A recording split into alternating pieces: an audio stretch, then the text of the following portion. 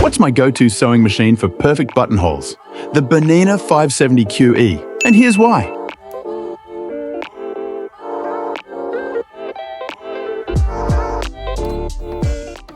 The Bernina 570 makes sewing a buttonhole super easy with the 3A automatic buttonhole foot. And it has great tools to modify and visualize your buttonholes easily on the screen.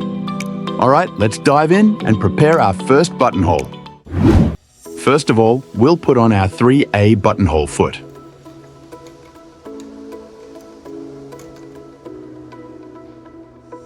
And I'll select the foot on my screen.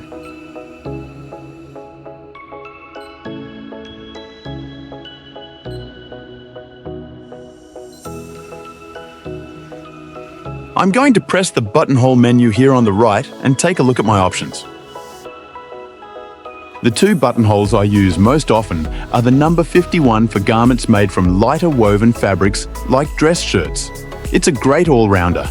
And for heavier garments like suit jackets, blazers or heavier woolen jackets, I like to use the buttonhole number 58, which is a keyhole shape with a bar tack for added strength.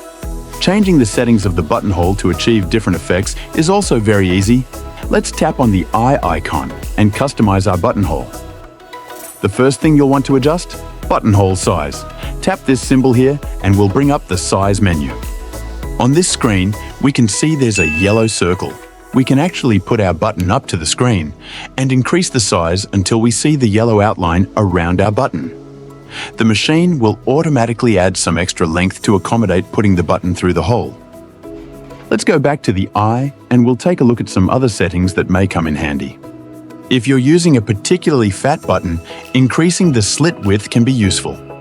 But you'll notice as we increase the slit width, the satin stitch around the buttonhole is actually shrinking. That brings us to the next setting, the zigzag width. We can increase it using the stitch width knob on the machine to bring that back to a more appropriate width. You generally want to dial in your slit width first before fine-tuning your satin stitching. And one final setting is the stitch length. By reducing the stitch length, the satin stitching around the buttonhole is becoming more dense. A more dense stitch might be well suited for a thinner metallic embroidery thread or other finer threads.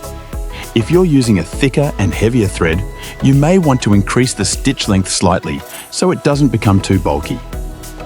Here's a quick bit of advice before we start sewing. Don't forget to use some stabilizer behind your buttonhole. I generally try to match the weight of my stabilizer to my fabric.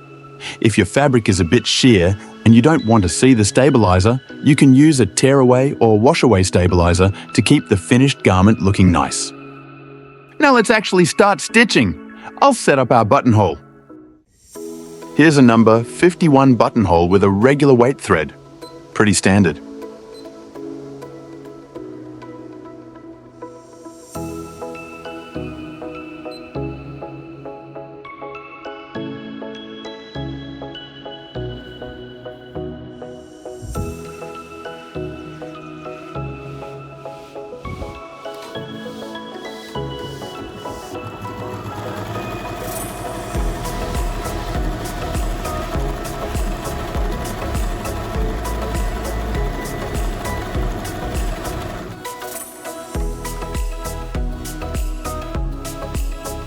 Here's a number 51 buttonhole with a metallic thread.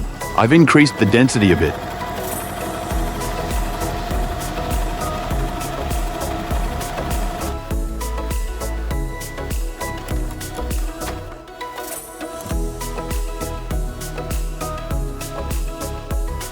Here's a number 58 buttonhole with a heavier thread and slightly reduced density.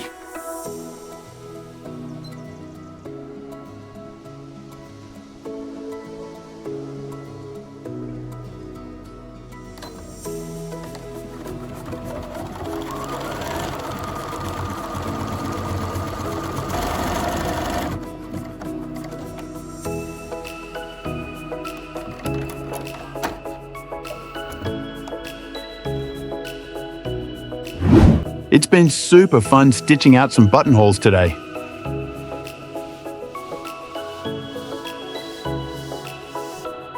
You found this helpful? Give us a like, hit subscribe, and let me know your favorite buttonhole style in the comments.